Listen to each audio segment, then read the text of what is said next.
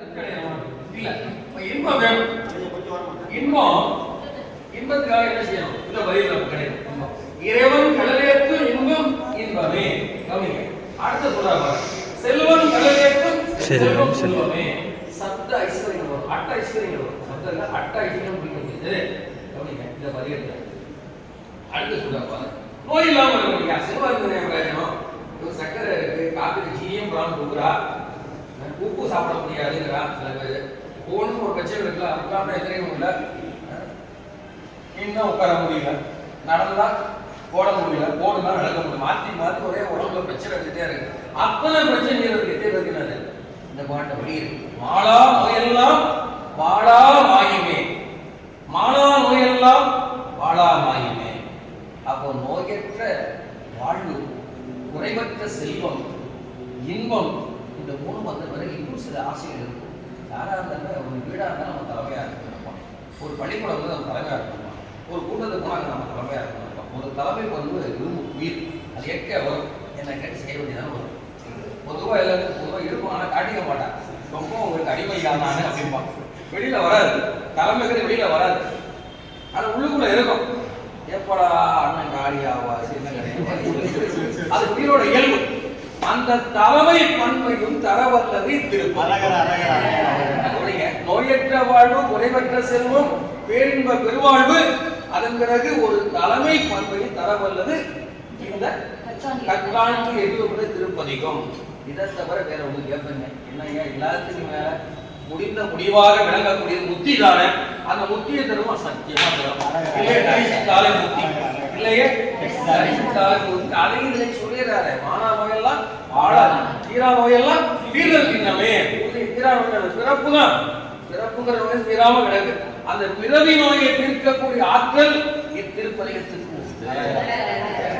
ஏண்டா இந்த பதியத்துக்கு உண்டா. நம்ம மக்களுடைய ஒரு சொல்ல ஒருத்தர் கோபத்தை ஏற்படுத்தா இல்லையா? ஆமா வரமா உட்காரணும், கோபம் வருதா இல்லையா? சாதாரண ஒரு சொல்லே ஒருத்தர் கோபத்தை ஏற்படுத்துது. தாயை உங்களை மாதிரி ஒரு தெய்வம் இருக்கா, இந்த குலதெய்வம் மாதிரியே இருக்கீங்க, அப்படியே மகிழ்ந்தாரா, அப்படி என்ன மகிழ்ந்தாரா? அப்போ ஒரு சொல்லு ஒருத்தர் மனசா உடைக்குது, ஒரு சொல்லு ஒரு மனசை பண்படுத்துது. அதான் மகிழ்ச்சி ஏற்படுத்துது, கோபத்தை ஏற்படுத்துது. சரிதானே?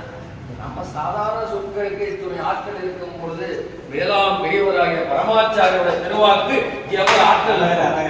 நம்பிக்கையா ஓதணும், எப்படி ஓதணும்? நம்பி ஓதணும், விடாம ஓதணும், பணிஞ்சு ஓதணும். புரியுதா? திருவூர்ல மறவாம ஓதணும். இத்தனையும் செஞ்சுட்டோம்னா அருள் அழிக்க போலாம். நீ பாதையான்னு கேட்கலாம், நான் பயத்திலே பாடிட்டு இந்த பாடல வாசகனை இந்த மாதிரி சொல்லி நம்ம குரு வரலான்னு ரொம்ப சொன்னாதான் திருப்தியா இருக்கு. பதிகம் கலியன் என்ன தெரியுமா? கேடு. கலியன் என்னது? பெருங்கேடு. கலியோன்னு சொல்லணும்ப்பா, அது வேற இது வேற. கலி என்பது எல்லா கேடுகளும் சேர்ந்தது, எல்லா கேடுகளும் சேர்ந்தது. அப்ப கலி என்பது பெருங்கேடு. அந்த கலியாகிய பெருங்கேடு வாராத வண்ணம் பிள்ளையிலே வாழக்கூடிய அந்தணர்கள் வேள்வி செய்கிறார்கள். அப்ப அவங்க வேள்வி செய்து எதற்காக தெரியுமா? உலக சேமத்துக்காக. எதற்காக? உலக சேமத்துக்கு. அதேதான் நீங்கள் திருமுறை ஓதி ஞான வேள்வி செய்கின்றீர்கள்.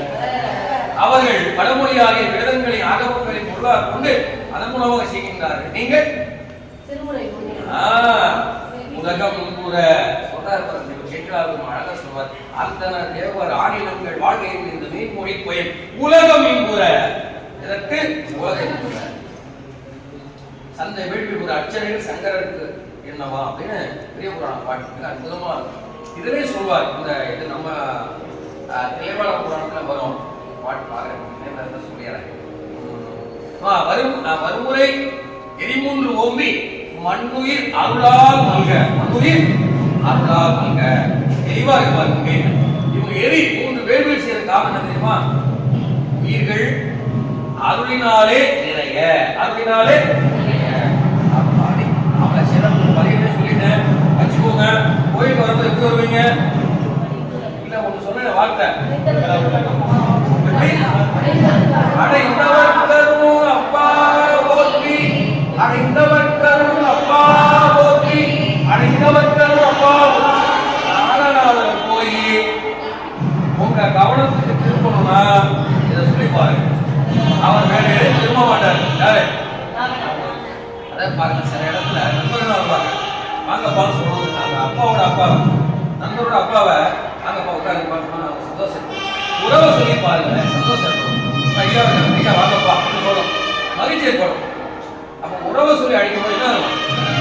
சாமிட்ட போய் அப்பான்னு சொல்லி பாருங்க, அனைவருக்கு அப்பா போற்றி சொல்லி பாருங்க, அவங்க அழிட்டு போகலாம்.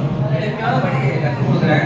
இன்னும் ஒண்ணு சொல்லிக்கிறேன், தொழுத கை துன்பம் உழைப்பாய் போற்றி. ரெண்டே சொல்லுங்க, தயவு செஞ்சு தினசரி சொல்றீங்களா?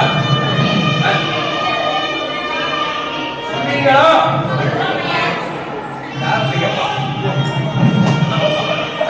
செய்வீர்களா? அதே மாதிரி அரசியல், அதாவது ஆன்மீகத்துல அரசியல் இருக்கக்கூடாது, அரசியல் ஆன்மீகம் இருக்கலாம்.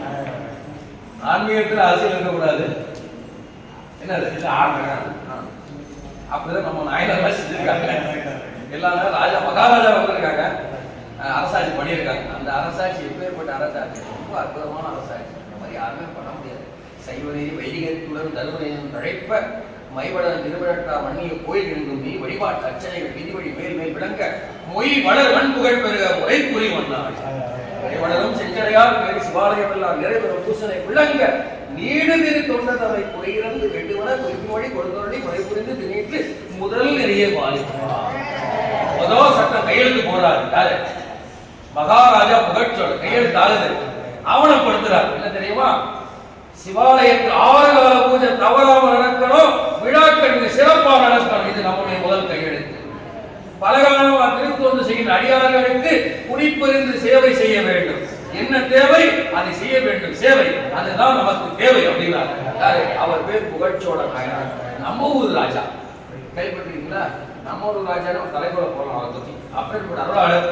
எங்க பார்த்தாலும் திருநீர், கையை கீழே போட முடியாது. அவர் இருந்த காலத்துல கையை கீழே போட முடியாது. குறைவுல ஆண்ட மகா பெரியோர். ஏன் எங்க பார்த்தாலும் திருநீர், என்னையா எங்க பார்த்தாலும் அடியாரா இருக்காரு.